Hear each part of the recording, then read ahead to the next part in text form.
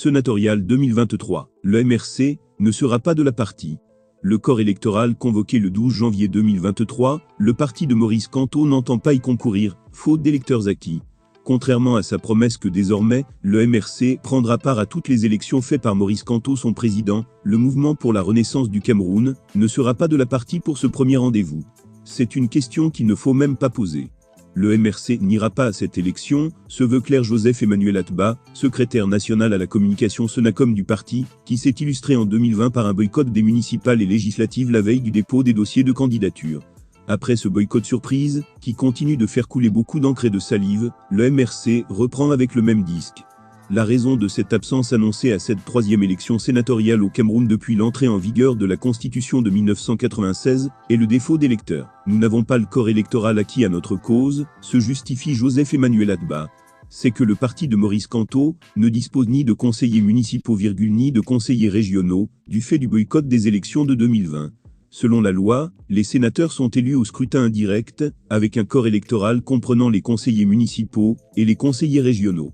Or en 2018, Paul Biya avait préféré proroger le mandat des conseillers municipaux pour organiser les sénatoriales avant les municipales, et sans les conseils régionaux, qui constituent une partie du corps électoral pour les sénatoriales. Ce malgré les critiques et dénonciations. Le MRC, qui préparait la présidentielle du 7 octobre 2018, n'y avait pas pris part.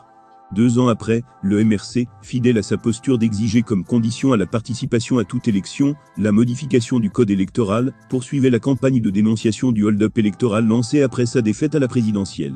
Du coup, le parti de Maurice Kamto ne dispose aucun des siens au sein du collège électoral. Un gros handicap. Il est pourtant arrivé en 2013 que le social-démocratique Front SDF gagnait la même élection dans la région de l'Adamawa contre l'Union nationale pour la démocratie et le progrès UNDP sans avoir un seul conseiller municipal. Le Rassemblement démocratique du peuple camerounais RDPC, parti au pouvoir, majoritaire mais sans candidat, suite à l'invalidation de sa liste, avait préféré accorder ses voix au leader de l'opposition plutôt qu'à son allié UNDP. Le MRC ne veut pas rêver d'un tel scénario. Vous savez bien que c'était des arrangements, soutient le Sonacom du MRC. Une analyse qui avait déjà été largement répandue. Des voix internes au RDPC avaient éclaté pour dénoncer un complot de Jean Kuet, le secrétaire général du comité central du RDPC, avec le soutien de quelques barons du parti, pour tuer le rêve de certains adversaires internes.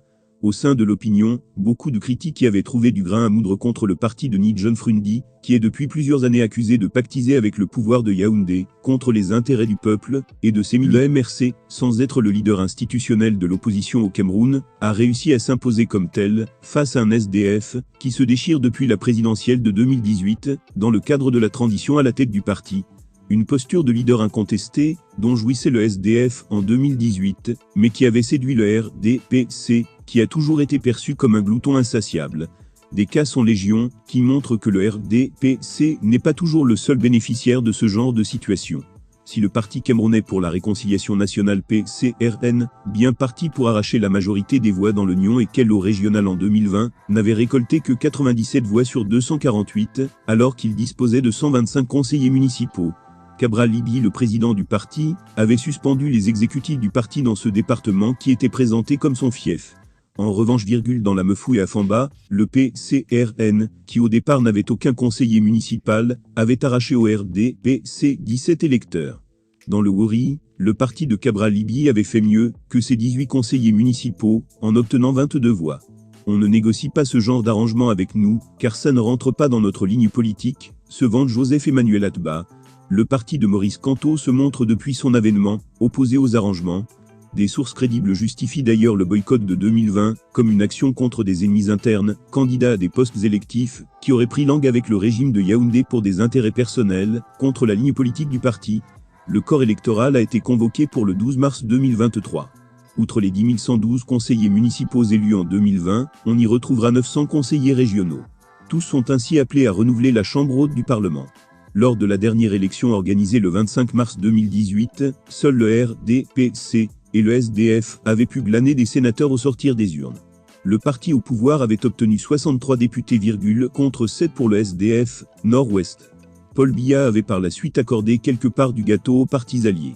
Sur les 30 sénateurs qu'il devait nommer, dont 3 par région, le président de la République avait accordé la part du lion à son propre parti. Pour le reste, l'Inde avait obtenu 2 de ses membres, l'Alliance nationale pour la démocratie et le progrès ANDP, l'Union des populations du Cameroun UPC, le Front pour le salut national du Cameroun FSNC, et le Mouvement pour la défense de la République MDR s'en sont sortis avec chacun un sénateur élu.